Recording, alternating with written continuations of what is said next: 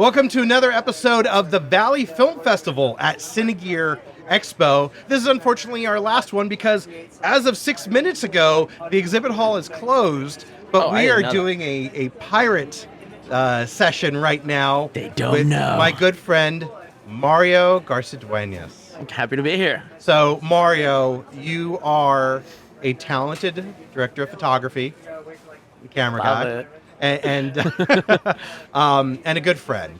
So definitely a good friend. Yes, I get the homie rate, except when I have a budget. Then Don't I gotta tell people then there's I gotta such a thing give as you a homie rate. It's like $5 off. You know, gotta make those 10K a day. You know. Yeah, right. So, you were not. Most of our interviews have been with, we talked to Tracy, the festival director, and I think everyone else was alumni, and you haven't been a part of the Valley Film Festival yet.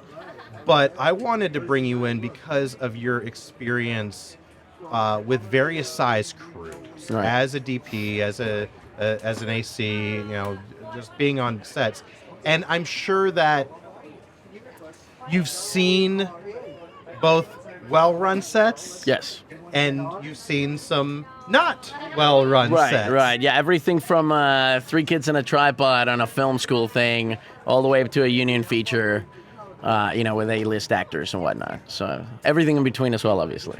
So, let's just kind of start out. And what are some...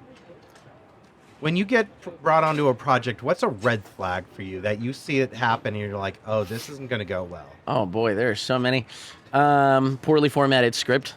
Oh, that's like off the top, because the first thing I'm going to get is a script. If I get the script and it doesn't have scene headings or scene numbers, I'm like, this is not a great idea, or tons of supers, lots of action with poorly written dialogue. Lots of dialogue, poorly written dialogue with no action, bad transitions. Those are kind of just off the script. I can kind of tell kind of what I'm getting into. It's another red flag. I guess if the script say it's good and then we're moving forward. All right, so well, what's your budget? Well, what's your budget? Well, what's your rate? Well, what's your budget? Playing that game. Didn't I send you you did, an Instagram reel about that really where funny. they're like a showdown in the Wild West? What's your rate? budget? What's your budget? It's okay, 1,000 a day. Right. Oh, okay. Yeah. So right, and that's right. So potentially a red flag in terms of that would be because listen, if I know the person 9 out of 10 times I'll be super upfront and be like, listen, I don't have a ton of money, I really want to do this. Are you interested in doing it? Here's how much I can pay you. Then I get to decide, yes, it's it's well below my rate, but I'll do it, or no, that's actually totally fine, or it's on my rate, or whatever. A green flag in the exact opposite thing is whenever they hit me out what's your rate, and I give them my rate, great, let's move forward. That's a good thing. I know I hit you up for some stuff where I'm like, I'm trying to budget. Yeah, I need to know how much it'll cost to find out if I can even do the project. And the thing is, that's not even a red flag for me so much. When people are upfront, that's less of a red flag. It's whenever people are like, yeah, man, we have this great idea and it's going to be awesome. They have 38-page script for a short film, and they're like, so we have 2 black magics, and my buddy Johnny and Tommy are going to help us out with lighting, and I'm like, yo, man, I'd love to bring an AC or a gaffer. I have 3 gaffers for you, and I'm my buddy Tommy and Joe, they're gonna be your AC. They'll name 6 people that are all of a sudden my AC. So I'm like, bro, you don't even know what these positions mean. That's a huge red flag for me, because if you don't know the structure of the set, even if you can't afford the structure of the set, that's fine. It's fine to not have, and it's fine to not know. Yeah. But to have this grandiose, crazy idea and because generally whenever you hear that, the next thing out of their mouth is we're trying to do this whole feature for $5,000. You're like, bro, what? And it's man, that is a toughie. And don't get me wrong, I've done features for $15K before. I did a feature for $15K before. And it was brutal. It was absolutely brutal. Our last interview was they had done a feature, and it was about $15K that they spent on it. And what ended up working on my end is that I got lucky. I got a lot of college students that were about to graduate, that were literally donating their time for free. They were really wanting to learn. And whenever you have people that are willing to do all this, it's not my buddies that are coming to help. It's no, this is my friends from film school that are about to graduate, and they kind of already know, and they're interested, and I know they're going to be passionate about it, not just there to help out or whatever. They are in the situation where not exposure, but experience Exactly, would help them. exactly, and they get to build up on. I mean, I've definitely. There's a difference between a producer saying this will be great experience for you versus Exactly. My friend Rebecca Roomford, it's a great example of somebody that like just came on to the set, and I was like, we can pay you like $150, and it's like for 3 weeks, and she's like, I just got to LA, baby, let's do whatever, let's go. And like she learned a ton from that, and she ended up in the future ended up hiring her as my AC a bunch of times. So that is a great example of like the kind of people that like you should. That is the kind of green light on a red light situation, if that makes sense. You know what I'm saying? Like, or green flag on a red flag situation. Like, okay, not a lot of money, not a ton of crew, not a blah blah blah, but everyone it like gives a shit. Wow, okay, or gives they care. Pardon my language. That's a green flag. That's a green flag on an otherwise red flag. So, yeah, what's another red flag for me? No breakfast in the morning. No. No, honestly, those are really like my big red flags. I feel like anything moving forward tends to be smoother. Mm-hmm. I think, mostly because I mean, there's like a mountain of other red flags I could say, but if you're on a budget, it's if you're not like there's like I'm trying to think how to explain it. If I'm, for example, on like a union set, and my other red flags come up, like that is super sus, and I'm definitely not working the project. But if I know kind of what I'm getting into, and that kind of stuff, and like we've crossed those initial red flags and they're not a big deal. Right. All the other red flags are going to be stuff like, well, if I'm on a union set and lunch is sandwiches, I'm like, yo, what, even if it's not a union set, but like a decent budget set, I'm like, yo, that is not okay. Like that is not okay, because I know, especially day one, right? Because if that's day one, what are we going to be eating day 4? Right. You know what I'm saying? Whereas if I know I'm on an indie shoot, like with the homies, and it's like the homie job, whatever, and I like, what I'm saying? Like we get sandwiches day one, whatever, like that's what we're eating. It's fine. I know what I got into. So that's kind of what I'm saying. Like you don't really see that red flag until you get there type thing. Yeah, sometimes you can never know. Once you get there, it's completely different. Lack of organization is like, so getting a call sheet like inside of 12 hours from shoot, inside of 12 hours from call, like it's a big no-no. Or like and I mean this happens a lot in particular with music videos, but like, alrighty guys, the shoot's tomorrow at 9 a.m. Here's the address. See you later. That's your call sheet. It's a phone text, and you're like, bro, what did I just sign up for? And that happens with music videos so much. And I'm not talking little music videos. I've done some big music videos that are like artists where I was like key grip on, and the gaffer texted me the call sheet, and I was like, what? And it's at a big studio and like with a big name artist, and you're like, what in the freaking world is this? Is that a fault of the producer, or is that totally? Yeah, that's a big faux pas on the producer's end, and definitely a red flag, because 9 out of 10 times when that happens, your check is going to be maybe net 30. Oh, maybe net 30 if you get paid. I remember working a project, and it was a corporate client, right? And I was coming in just as second camera, helping out, the guy that was shooting it that actually worked for them on a contract, and I'm like waiting for the check, and I'm like, dude, where's the check? They're like, oh, we pay net 90, and I'm like, 90? Excuse me, no, you don't. I did not extend those terms to you. Nah. In fact, you accepted my invoice that said due on receipt. Yeah. So we got to fix it. And I just ended up having to wait, but then they never sent the check out. Well, and then, there's all these issues this is a major, it was a hair company. Right. Like a major, hair care company. Technically that's illegal. Technically after net 30, you can actually take them to the labor board, and they have to pay you overtime on every day, on every single day that they have not paid you since you're net 30. Yeah. Well, I think part of it was by law, they have because to it was billed by my company, because I've got a C corp. It still doesn't matter. They have to, but still, it was. They were definitely pushing things. If the initial deal memo doesn't say anything beyond net 30, every day after 30 days, you can charge overtime on. Yeah, like they full rate and basically overtime. just treated me like every one of their other vendors, and I'm like, it's like I had to go through this, and then the person who hired me was so apologetic, because he's like, I had no idea this was going to happen, and I'm like, well, this is not going to happen again. Like, Right. you know. Yeah, no, it's definitely not gonna. So We're gonna put pen to paper to make sure this doesn't happen right. again. You're either going to pay me in advance, or you're going to Full payment, 'cause- or it find was- someone else. Yeah, or find someone else. Like, yeah, I appreciated the work. I wanted it to lead to more. I am but, not the I op mean- you're looking for. Right. What is something that you really wish every director you worked with would do? Know what they want. And is that in terms of them doing storyboards or just having a No, vision? just having a clue of what they want. Having a clue of what they want. It's so one of the most frustrating things is whenever you practice everything, plan everything, you have the storyboard, you show up on set and they're like, "Oh, I had a completely different vision." Then why did you wait? Why did you waste like 3 weeks of prep time of my life paying me, like half rate on already reduced rate or no rate in some instances in like indie jobs? And like, why did we do all of this if we're like basically just shooting a documentary all of a sudden? Yeah. That's super frustrating. And fortunately, I work much less with directors like that now. Starting on, you gotta just a DP, you gotta just take whatever you can get. Oh, you want me to direct your movie? Let's go. But fortunately, I'm at a place now where I can like, when I see those signs off the top, I'm like, I don't know if I'm the right DP for you.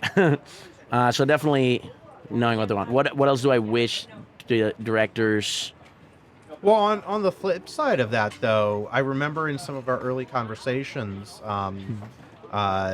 for my feature, you talked about also liking having input. Oh, completely. Yeah, know? no, 100%. I definitely want to have input, but I like having that input in preparation. The way I look at it is like the meat and potatoes, right? Like, if you eat you can eat all the potatoes, but if you don't have meat, you don't have the story, right? So like, we sit down and we storyboard so that we can have the meat. So when we get to set, we shoot the meat, and if we do it right, we will get done ahead of schedule, which allows us to have the freedom to then play around. Because now we have a basis of like, this is the story. How can we enhance the story? Instead of doing a lot of enhancement for a story, we might not end up getting it all.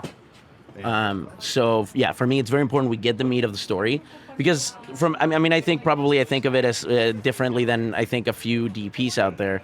I'm not going to say a lot, and there's a lot of good DPs that don't think of it the way I do, but to me, it's more important to tell the story well, and for my cinematography to not necessarily call attention to itself. Like, yes, everybody wants pretty cinematography, and I'm aware that's part of my job, but in the end, my real job is to tell the story visually. Yeah. And so if like I get an amazingly pretty shot followed by an amazingly pretty shot, but they completely they completely contradict what the actual story is supposed to be doing. Like, am I really doing my job?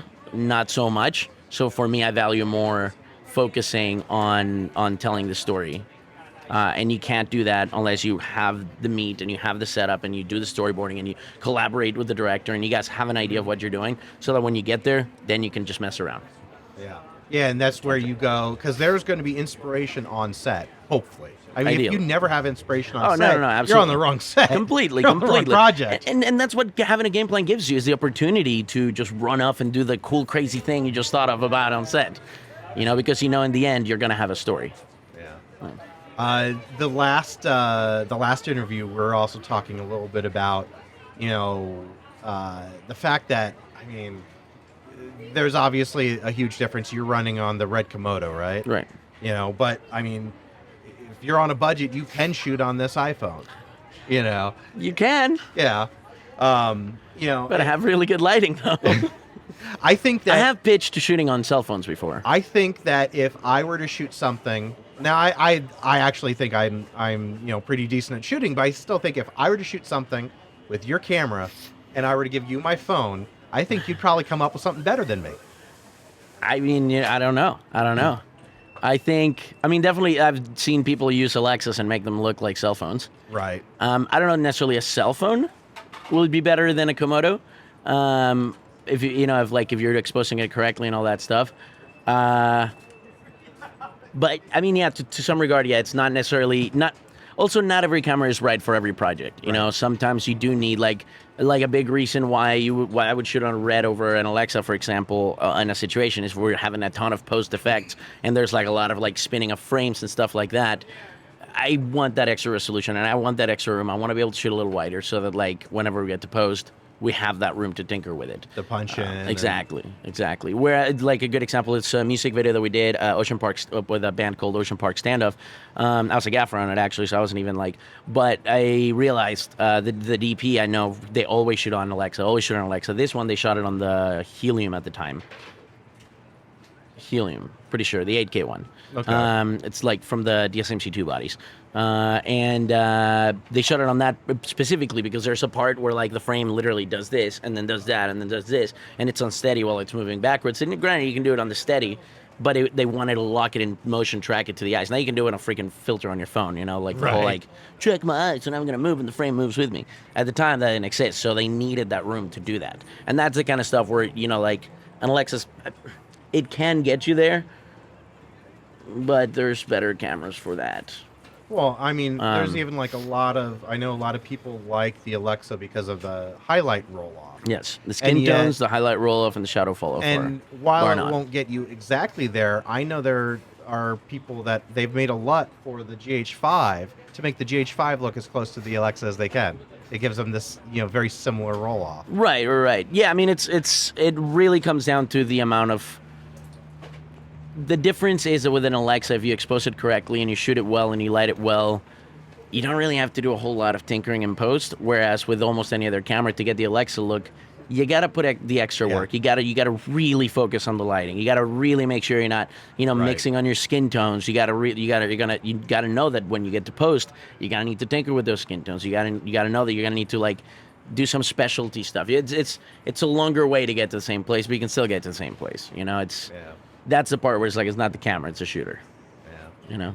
Now, do you kind of see yourself staying like a DP role for your career, or are you hoping to like move to like directing? Or? I actually just got offered, I am working on getting the script heavily adjusted, but the bones of the story are pretty tasty, and I got offered originally to DP this feature, and as I read the script, I was like, I really like the story. If you're down to do these changes, I'd even be down to direct it. And I kind of pitched it as a silly joke or whatever. And she was like, yes, we don't have a director yet, so that would be amazing. She hired me to DP because I'd worked with her before. She's like, would you really want to direct this? I'm like, yeah, but like if I'm going to direct, like we need to change a lot of this stuff. And it's a Christian film, actually. Okay. Which that's new for me. I've never done a Christian film before. But I was like, I really wanted to focus. It felt really preachy. And I didn't like that because to me, one of the things... Which is the problem. As a Christian, I hate Christian films because they're preaching. Exactly. Listen, I'm Catholic. I go to church on Sundays, but I also go get drunk with my buddies on Fridays. You know, I maybe not be a great Catholic, but I still believe and love God, you know? So it's for me, like the big thing is, if the whole purpose of making this movie is to show people that like Christianity is awesome, why are you making them the bad guy? You know, like I'm reading the script and every secular character in the movie is the bad guy. I'm like...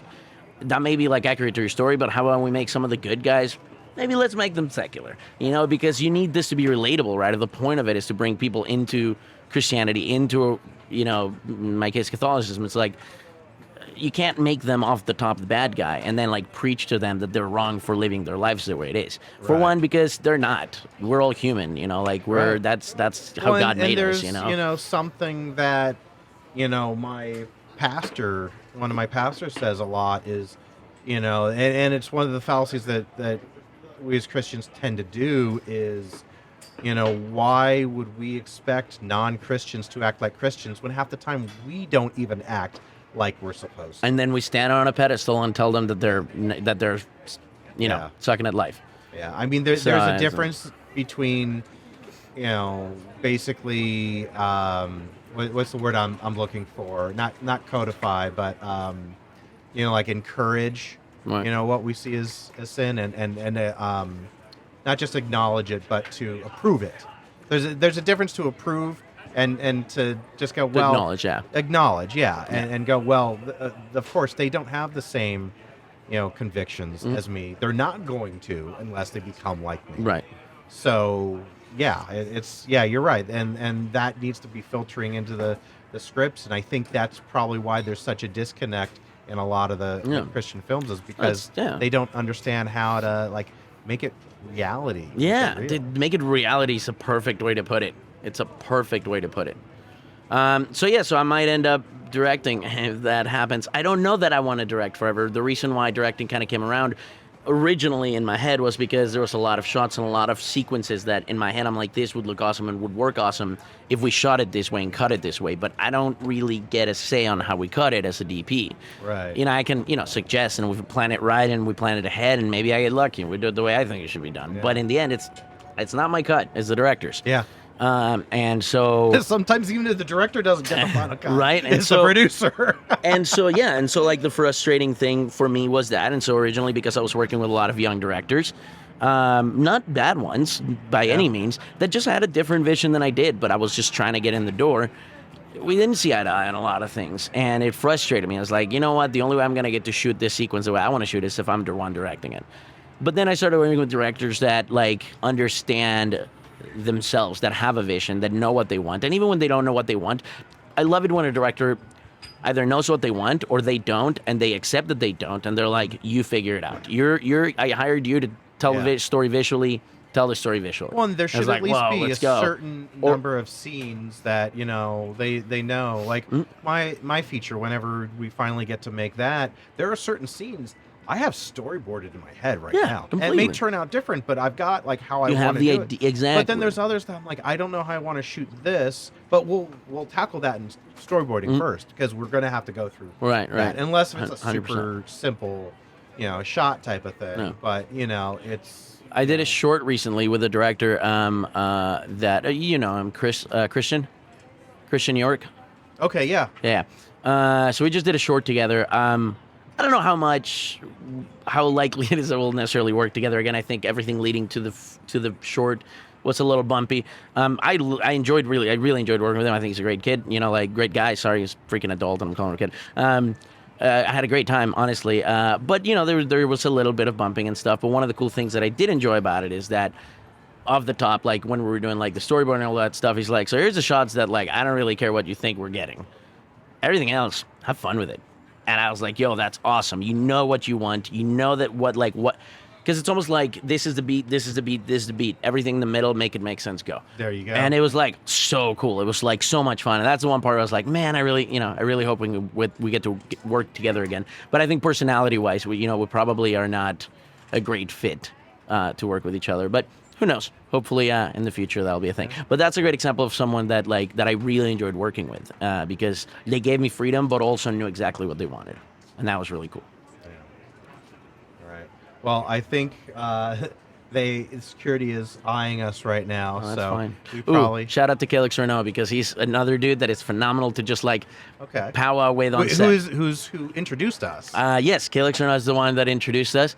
He was the director on the second feature I ever did, and I absolutely loved working with this guy.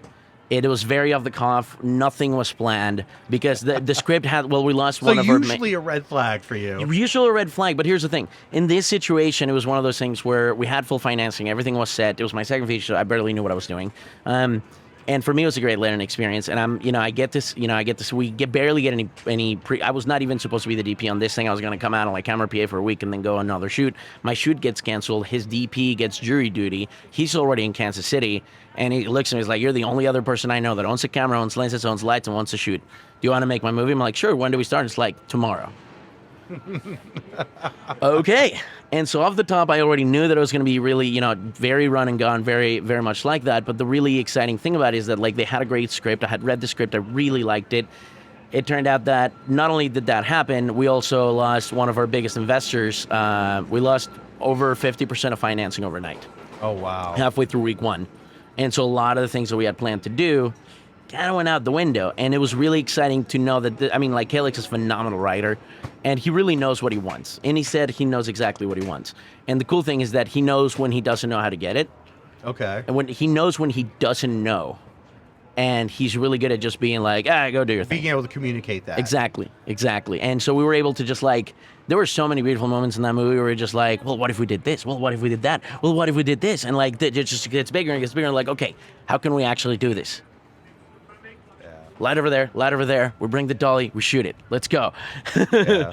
And it was I great. think, to what you're speaking of too, I think a lot of it has to do with confidence and maturity in the industry too. 100%. When knowing your story. When I was in San Diego, I was directing a music video, and so this was '06, '07, I think '07, and there was kind of like I had some rough ideas, but beyond just kind of like the scene, I didn't have any idea what I wanted to do angle wise, and I relied so much on my DP and those on the set that we do something. I go, great. Now what do you think we should do? Like I literally was so green that I was like, you know what? I'm not a director, and I walked away from it for 10 years. Oh wow. And then when I went back to it, on a project that I wish we had you on, because it was one of those weekend competitions, and we were filming on this. I think you told me about that. Yeah. But I was like, my actors were also my co-writers, and I was just giving them blocking instruction. And I'm like, when you say this line, I want you walking over here to go do this. He goes, why would my character do that? And I'm like, because I want him to.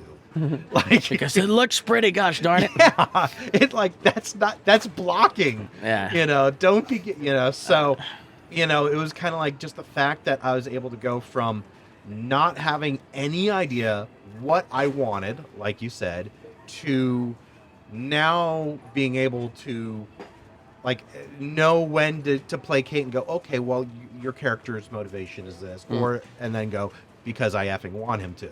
Right. Knowing when on the set to do that. And then, even the short that we did do, when, working with an actor that was so not prepared. Right. And then, the times that where it's like, okay, I'm trying to placate the actor, give him the lines. And then there's one time he goes, line, and I slammed my script closed in frustration, and immediately he remembered his line. That's funny. Like, it was like so frustrating. And then, of course, we're out in the sun in the heat, no shade, and I get sunstroke. Oh, yeah, that's right. End. That's right. At the I almost died airport making hangar. this That's movie. right. I forgot about that. So, but I mean, it's I see. I wish I hadn't walked away 10 years ago. I wonder what would have been if I was like, no, this is where I was. But at the same time, kind of feel like I had to go through my journey to know that I could have the confidence and could have the ability to stick to creative ideas. I mean, even this setup that I actually did for another podcast, I'm like, okay, I know I don't have the money to get the mics I want, to get the board I want. But I'm like, but I can do this looks dope. This, and I'm like, I'm going to spend the money that I would have spent on the board on this desk. Because I'm like, I needed a sturdy enough desk, so if it shakes, it's great. It doesn't go up the boom arm. Yeah. I got my first table, I'm like wobbling around. I'm like, send it back to Amazon right now. This doesn't fold up, but I can throw it on my cart and move it around. Because I'm like, and really I need to spend some more money on additional cameras because it's a 3-camera setup. But I'm like, well, I don't have the money for that now. I'm going to use my old Hero 5 for my wide shot. I think I'll use the GH5 for the guest shot, and then I'm going to set up my phone on a tripod for my shot. And I'm like, I got to do what I got to do, but at least I know what my vision is, so I can figure out if I can't do like, just get cameras and just set it up. Yeah. Like, I at least know why I want 3 cameras. Right. I know what I'm doing for. I got for my spotlight, I got a lantern globe softbox so that I can hang it above with a C-stand. Nice. So I can hang it above this table, and that's my main key light. And then I'll use my LED panels for fills. I mean, right now we got some beautiful sunlight coming through. Yeah, this is going to look great. This is more for, setting up inside, turning out all the lights. Right. Because I'm, but I know what I wanted. And so I'm able to now, because I've got the experience, I've got the confidence, go through what I need to go through to push it, and then be able to make decisions based on that, and not make decisions based on not knowing. Right. So, all right. Well, we've been going for a while. We have. We're getting kicked out. So yes, that making all sorts of noise around us. I'm sure this is going to be a little hard on the thing. Wrap it up. I feel like we talked so fast too. We do. We got through a lot. Yeah, we got through a lot. So thank you for having me. being on the podcast. 100%. Thank you for having me. I can't wait to work with you again. Ditto. I can't wait for that feature. And we better get one of your movies in our festival. Let's do it. I'm all about it.